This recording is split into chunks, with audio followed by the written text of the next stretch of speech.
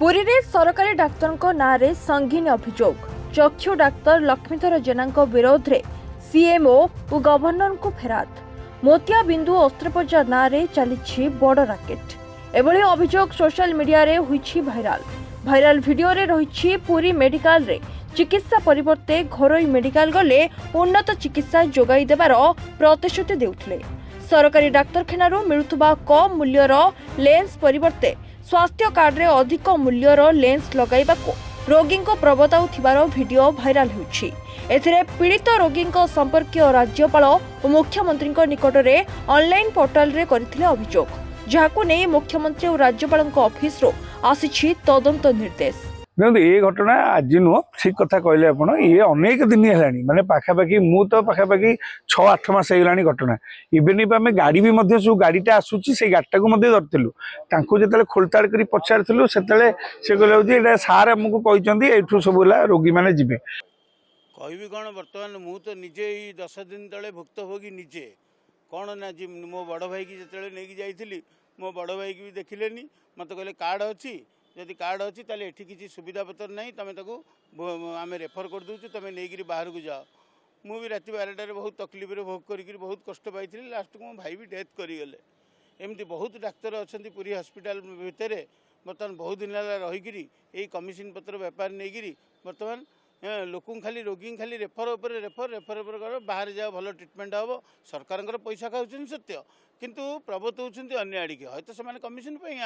आदर थे किसी असंभव नुह ये लक्ष्मीधर जेना अच्छा चक्षु डाक्तर सी भी से भाया एमती केते डाक्तर अच्छा ये अनुसंधान होगी बर्तमान प्रॉपर वे अनुसंधान कराऊ ना कथा आज जाकि सीएम पाखे बर्तमान गवर्नर पाखे पहुँची न था ये पूरी हॉस्पिटल अवस्था मु नुह एमती मो भाया शह संख्यार हजार संख्यार पुरीवासी बर्तमान इच्छा करना सेठी जावाईका एमती अवस्था है पूरी हॉस्पिटल प्रकृत में जदि सत्यासत अच्छी अनुसंधान करी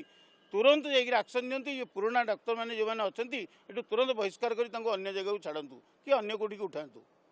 पुरी में बर्तमान ये सेवा ये जगन्नाथ धाम श्रीक्षेत्र शंखनाभ क्षेत्र शह शह लक्ष लक्ष लोक आदि समस्त व्यवहार कर कौन हम अवस्था या ये कथा जाकि दांडे हाटर गड़ा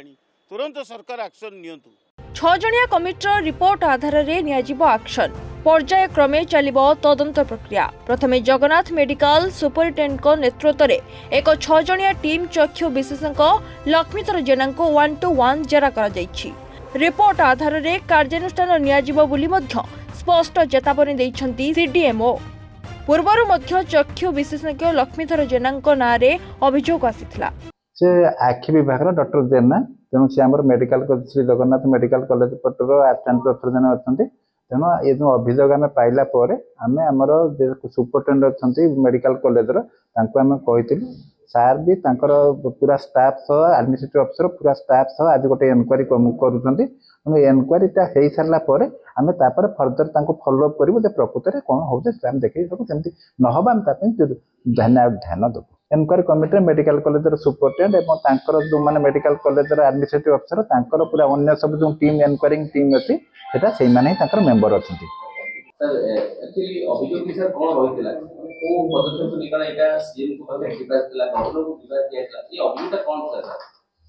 अभियोग थी आमर जो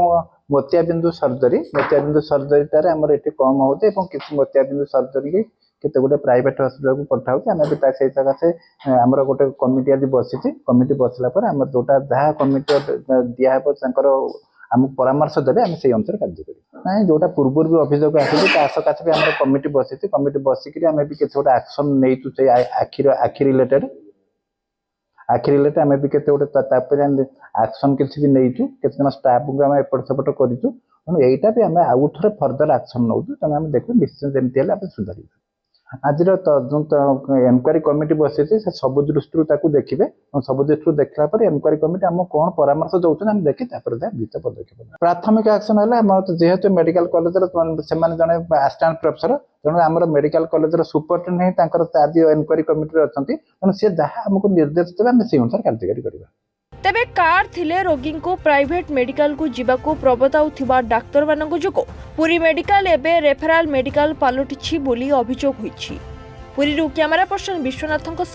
संजय महापात्रଙ୍କ रिपोर्ट रिपोर्टर्स टुडे।